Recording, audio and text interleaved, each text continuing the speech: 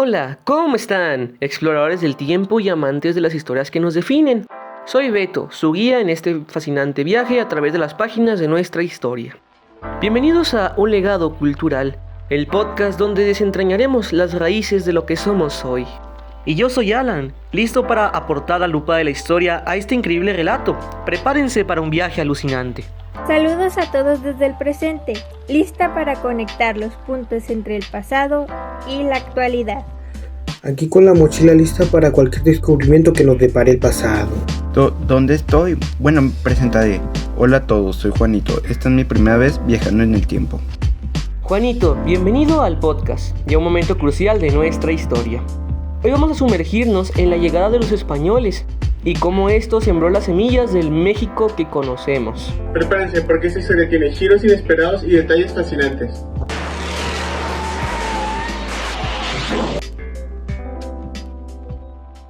La historia comienza en 1519 con la llegada de Hernán Cortés. Juanito, ¿qué te imaginas al escuchar este nombre? Imagino aventuras en barcos, quizás un poco de misterio. Precisamente, Cortés no llegó a un territorio vacío. Aquí florecía la imponente Tenochtitlán, capital del Imperio Mexica, pero la llegada de los españoles fue mucho más que una simple invasión militar. Un detalle crucial es que Cortés supo tejer alianzas estratégicas. Pueblos oprimidos por los mexicas como los tlaxcaltecas vieron en los españoles una oportunidad para liberarse.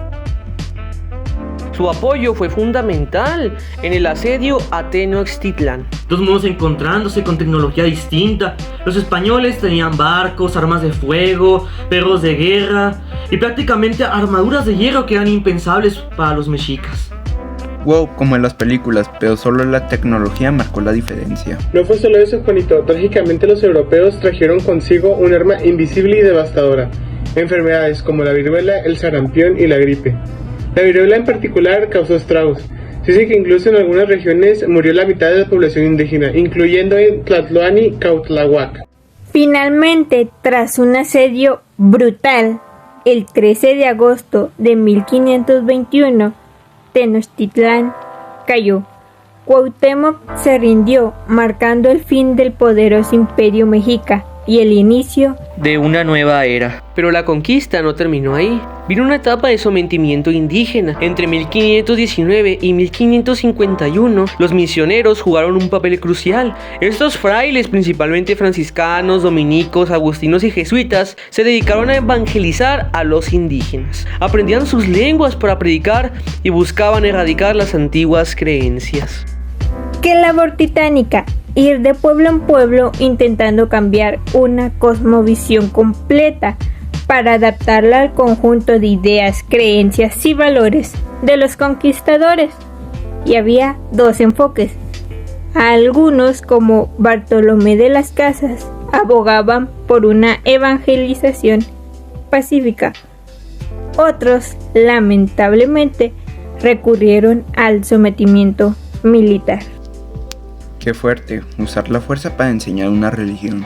Así fue, incluso figuras como Juan de Zumárraga, el primer obispo de México, criticaban la violencia de los conquistadores. La famosa frase de Bartolomé de las Casas lo resume bien: la iglesia tiene el derecho de predicar el evangelio, pero no con la violencia.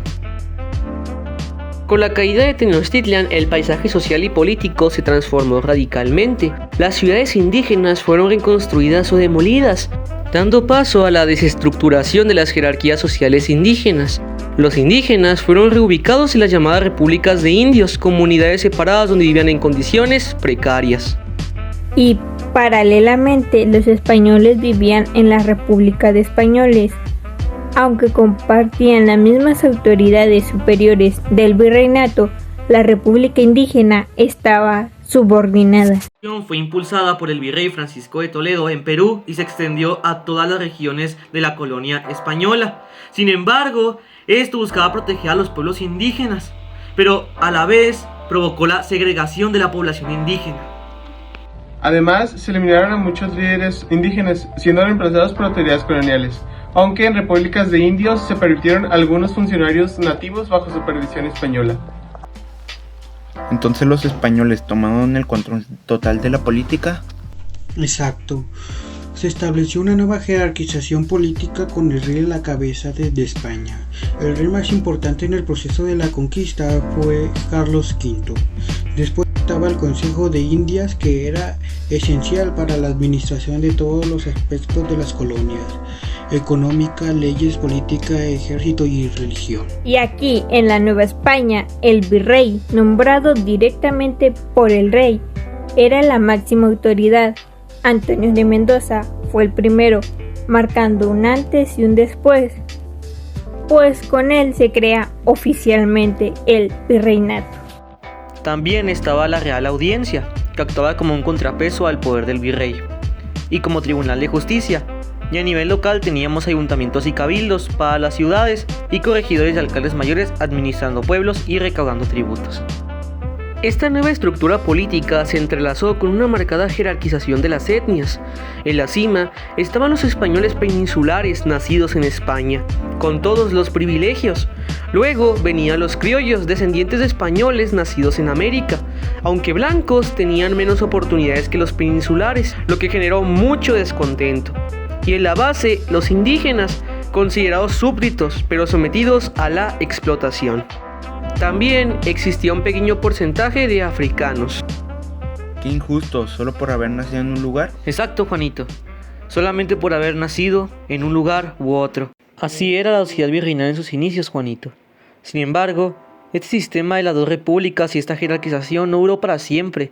Entre los siglos XVII y XVIII ocurrió un intenso mestizaje cultural, llevando a la desaparición de las dos repúblicas y a ese sistema de jerarquización y al surgimiento de la sociedad no hispana.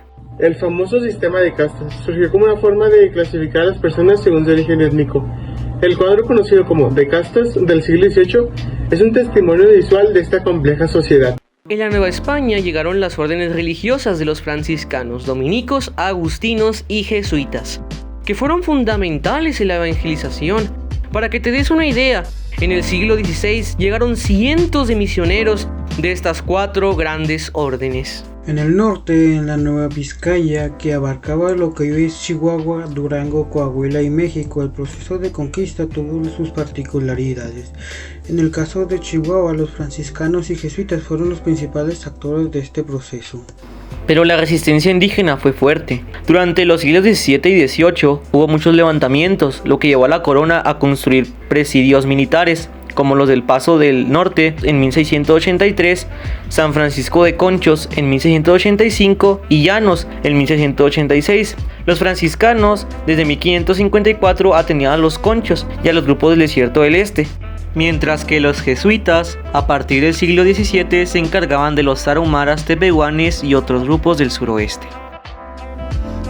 Entonces la evangelización no fue un camino fácil. Obviamente no, pero dejó un legado arquitectónico impresionante. En 1574 se fundó un convento franciscano en San Bartolomé, hoy Valle de Allende. También los jesuitas fundaron su primera misión en San Pablo Valleza en 1611. Hacia 1760, las misiones jesuitas entre los tarahumaras estaban organizadas en 2 provincias con 73 pueblos. Los franciscanos fundaron la misión de Guadalupe del Paso del Río del Norte en 1659 y la de Casas Grandes en 1660. Y no olvidemos que en 1709 se fundó San Francisco de Cuéllar, que más tarde se convertiría en San Felipe, el Real de Chihuahua, nuestra actual capital. Este periodo del virreinato también originó muchas de las festividades que aún celebramos hoy.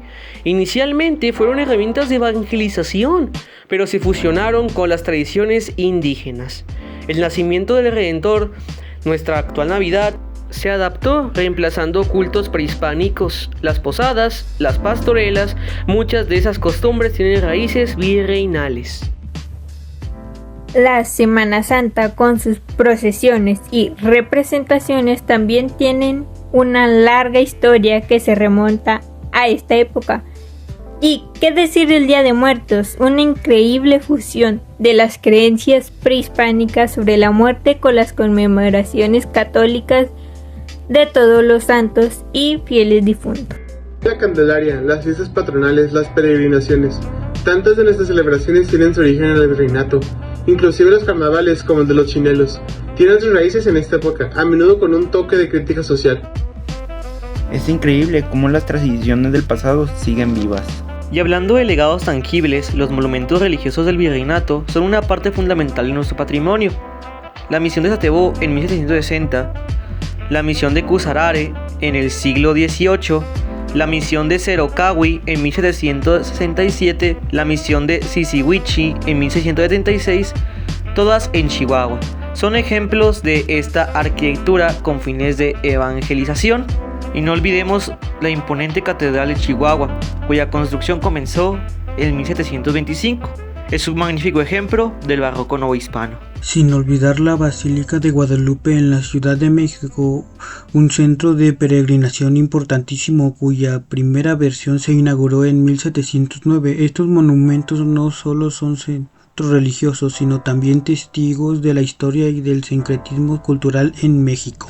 En el ámbito de Estado y sociedad, la llegada de los españoles también transformó la economía y el espacio, lo que provocó la desaparición de gran variedad de paisajes naturales, conllevando a la fragmentación de hábitats, el desplazamiento y la potencial eliminación de especies, impactando directamente a la biodiversidad local. La economía agraria se basó en grandes haciendas y la persistencia de las tierras comunales indígenas. La ganadería se desarrolló gracias a la introducción de animales europeos como caballos, toros y ovejas. Además, fue muy importante, pues mejoró el transporte de recursos y facilitó los procesos agrícolas. Se crearon redes comerciales importantes, especialmente vinculadas a la economía minera. El Camino Real de Tierra Adentro es un ejemplo de estas rutas que conectaban el centro con el norte. Estas redes estaban vinculadas con la minería, que fue una de las principales fuentes de riqueza, con centros importantes como las minas en Zacatecas y Guanajuato. Desde la perspectiva de la química, en Pachuca Real del Monte en 1552 se perfeccionó el método de patio con mercurio para extraer plata, un avance significativo aunque con consecuencias ambientales. La introducción de metales y productos europeos también generó contaminación, como el drenaje ácido de las minas. En la Nueva España, la minería tuvo una gran importancia para la corona, ya que sus principales ingresos provenían de los impuestos que debían pagar los mineros por la explotación de las minas. En la mina de Real de Santa Eulalia, en la Nueva Vizcaya, se cometió una de las más crueles injusticias sociales bajo el disfraz del progreso y la riqueza. Trabajaban jornadas agotadoras, cargando hasta 158 kilogramos en la espalda durante horas interminables, bajando y subiendo escalones sin fin, como si fueran bestias. El salario, si es que llegaban a recibirlo, era miserable y variaba según la región. La llamada pepena, una pequeña cantidad de plata que podían guardar y vender, era su único consuelo, un beneficio mínimo frente al sacrificio diario. Esto es algo imperdonable.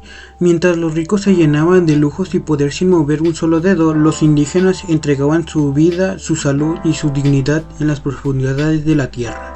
Murieron en condiciones infrahumanas, víctimas de un sistema que solo valoraba la riqueza, no la vida. Es fascinante ver cómo muchas de las festividades que mencionamos siguen siendo pilares de nuestra cultura. El Día de Muertos, la Navidad, las fiestas patronales, todos llevan la huella de ese sincretismo. Los monumentos religiosos son más que simples edificios antiguos. Son centros de fe, puntos de referencia históricos y arquitectónicos que nos conectan con nuestro pasado. Esto nos recuerda que somos de un pasado rico y diverso, donde las tradiciones ancestrales se vieron influidas por las europeas, esto influyendo en lo que somos ahora. Y esto es todo, amigos. Si les encantó el video, no olviden dejar su like y suscribirse al canal. Hasta la próxima.